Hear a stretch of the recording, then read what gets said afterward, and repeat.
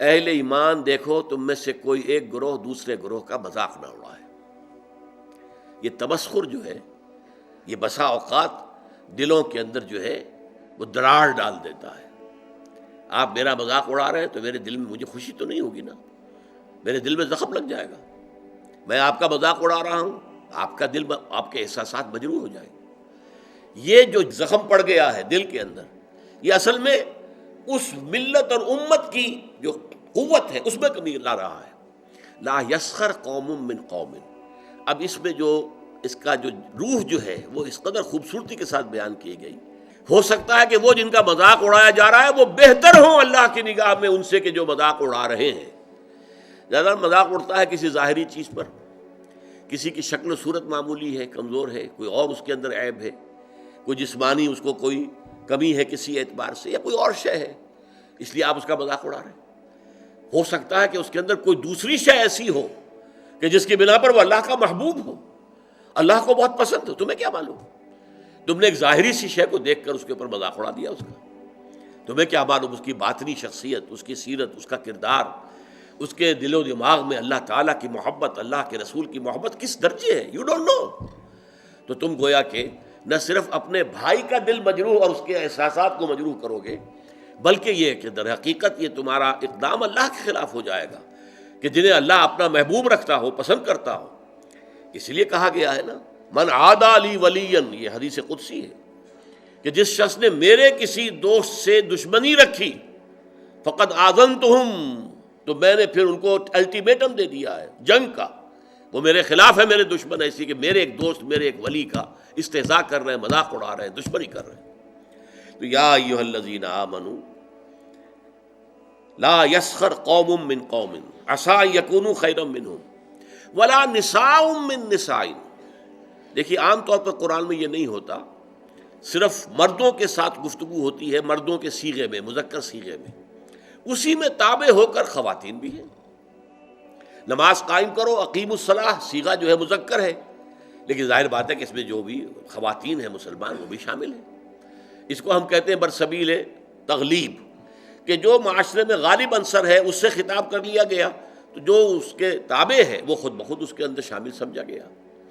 لیکن یہ معاملہ ایسا کہ اس میں دوہرا کر بات کی جا رہی ہے، ولا نساء من نساء، اور نہ ہی کوئی عورتیں جو ہے دوسری عورتوں سے مذاق اڑائیں، عسى ان یکن خیرا منہن،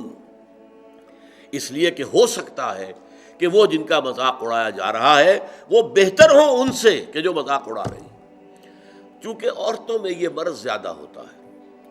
جیسے چونکہ ان کا دائرہ کار محدود ہے تو ذہن کا بھی دائرہ اتنا ہی محدود ہوتا ہے۔ جب دائرہ محدود ہوگا تو چھوٹی چیزیں زیادہ بڑی نظر آئیں گی، ان کی اہمیت زیادہ ہو جاتی ہے، میگنیفائڈ ہو جاتی ہیں چھوٹی چیزیں۔ اب عورتیں جو ہے کسی کے لباس ہی کے اوپر فقرہ چست کر دیں گی، یہ تو بڑا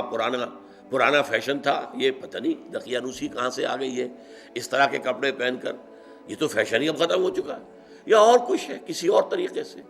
کسی کے زیورات کے اوپر، کسی کے اور انداز پر وہ فقرے چست کر دینا، مذاق اڑانا، یہ خاص طور پر عورتوں میں، چونکہ جیسا کہ میں نے عرض کیا، ایک ہے دائرہ کار مردوں کا، وہ باہر کی دنیا کا، وسیع تر دنیا میں جا کر ان کے معاملات ہیں، میل جول ہے، گفتگو ہے، کاروبار ہے، بھاگ ہے، دوڑ ہے، سب کچھ ہے۔ خواتین کا دائرہ چونکہ اپنے گھر کے چار دیواری کے اندر عام طور پر محدود ہے، لہذا ان کے اندر پھر یہ چھوٹی چیزیں زیادہ بڑی ہو جاتی، اور اسی لیے یہاں پر دوہرا کر جو ہے حکم جو ہے لایا گیا، یا ایھا الذین آمنوا لا یسخر قوم من قوم عسى ان یکونوا خیرا منہم ولا نساء من نساء، نہ ہی عورتیں کریں، کوئی ایک عورتوں کا گروہ دوسری گروہ کے کا مذاق اڑائے، عسى ان یکن خیرا منہن، ہو سکتا ہے کوئی ایک عورت فرض کیجئے بدصورت ہے بیچاری، صورت اللہ نے بنائی ہے، کیا پتہ اس کی سیرت کتنی اچھی ہو، وہ کتنی عابدہ ہو، قانتہ ہو، وہ کتنی اللہ تعالیٰ کے نزدیک جو ہے وہ اللہ کو محبوب ہو، اللہ کو پسند ہو، کیا پتہ۔ صورت شکل اللہ نے بنائی ہے، کسی انسان نے خود تو اپنے آپ کو گھڑا نہیں ہے، بلکہ اللہ تعالیٰ جیسے چاہتا ہے وہ اسی طریقے سے ہمارا جو ہے، ہمارے اعضاء جو ہے ان کو جوڑ دیتا ہے۔ تو اس حوالے سے مذاق اڑانا جو ہے، اور یہ میں آپ سے عرض کر دوں، بسا اوقات